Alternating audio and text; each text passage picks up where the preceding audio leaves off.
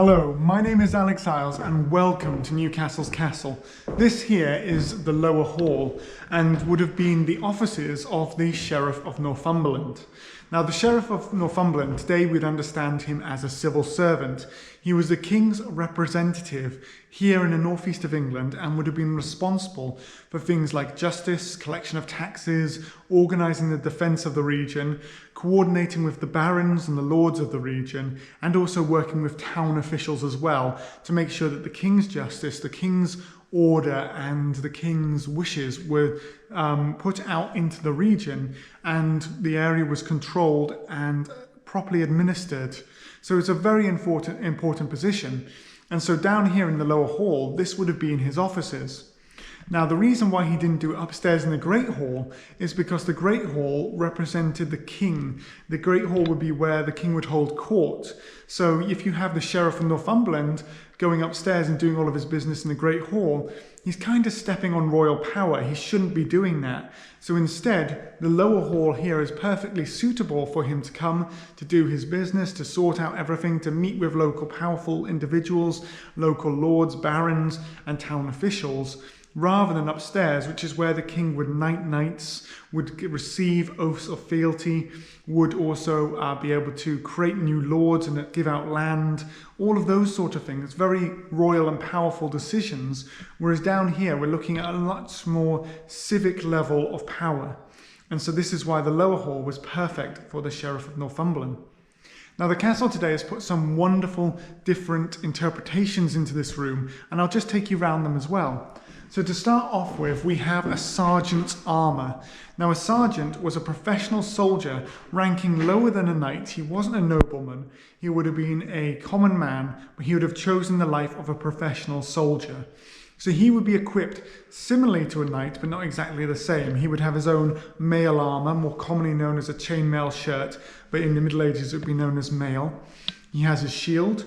He would also have a spear, a sword or a mace or an axe, a secondary weapon.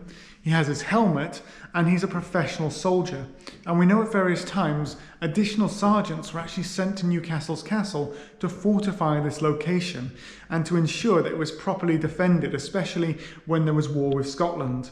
So if 12 sergeants are being sent to aid the militia and the local forces here in the garrison, each one of them must have been quite a considerable individual, probably helping to give training, helping to bolster the defences, and maybe also bringing their own retinue of other soldiers as well. So it would have definitely helped Newcastle's castle. Over here as well, we also have a fantastic bit of history, because this is all of the castles in England, in the Scottish borders, and around Scotland as well. So we've got a number of defensive fortifications on the Anglo-Scottish border. And it just shows you how hard this area was fought over, with all of these castles required to defend against one side or the other. So it tells a story of conflict, it tells the story of the Anglo-Scottish Wars, and eventually how Scotland became its own independent nation, but at the same time, later on, obviously, England and Scotland came together to form the British Isles as we know them today, alongside Wales and Northern Ireland.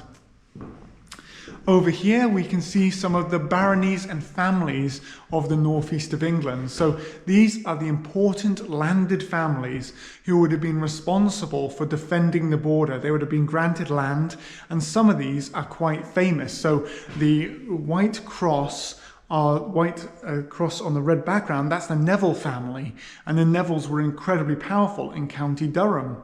We've also got the Scrope family right next to them, and the Ogles, who were knightly families who regularly fought in the Anglo-Scottish Wars, and on occasions they would also be fighting on the Scottish side as well. We have references of various Ogles fighting for the Scots as well as for the English. And then above them we can see the names of like the family, the Knight of Darcy of Gilsland, the De Ross family, the Clifford families, the Heron families, and the Balliols. And so Balliols is actually one of the families who eventually would become kings of Scotland, John Balliol. So these are quite important families up here in the northeast of England, and their stories can be seen throughout the whole of the castle. Each of these families as well was also responsible for sending knights for the defence of Newcastle's castle too. So there would have been quite a few knights stationed here, but they wouldn't have lived inside the castle themselves. They would have probably lived on houses which are now just at the bottom of what is Westgate Road today in Newcastle. We can also see over here a wonderful range of exhibition cases which have finds from archaeology on the site. So we've got things from the English Civil War, or as it better should be known, the War of Free Kingdoms. We've got medieval pottery and medieval metalworking, and then some earlier stuff like Anglo-Saxon, Norman and Roman finds. But on top of that as well, I'm not sure how clearly you can see, but just above that there is a wonderful example of Stone Age finds as well, where there were Stone Age axes here too. Coming into this room though, this is the room belonging to the Sheriff of Northumberland, and this would have been his bedroom, a solar. So in here it's been done out like a medieval room, but he would have had his bed in the far corner. He would have probably had desks so that he could work here, and it would be a place where he could sleep and keep himself warm next to the fireplace as well. So it would have been his rooms when he wasn't doing official business. He likely also had a house either within the castle or within Newcastle where he would live with his family, but this is like when you're working late at the office, you can go through to your bedroom and fall asleep here as well. So it's his official room within the castle, just off from his main study. And he's quite fortunate as well, because if we just come down through here, he's got his own ensuite. Now originally this wall would have been here, but it was dug through during the 19th century during work done on the castle. So because of that, it's now visible today, and they added in a window as well. But this wouldn't have had the window or the wall, so it would be quite a dark room. But just looking down there, it's a nice steep drop to the bottom, and that's where the waste would have gone down when he's using the toilet, and it would have been cleaned out every so often by someone whose profession would be known as a gong farmer, a person who was responsible for emptying the toilets within the castle. So you can see he's got an ensuite room, he's got his own bedroom right here which he can rest and sleep in, and that's where he can come for downtime.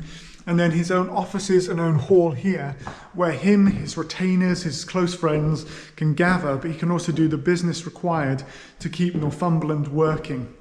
So that's just a sort of a bit of a story of the lower hall right here in the castle, the role of the Sheriff of Northumberland, and the importance that this would have had within the northeast of England, especially in the periods with the wars with Scotland and all of the conflict going on at that time. So I really hope you've enjoyed this video and that you'll join us again for another video in the near future. But until then, stay safe and well, and we look forward to seeing you again soon.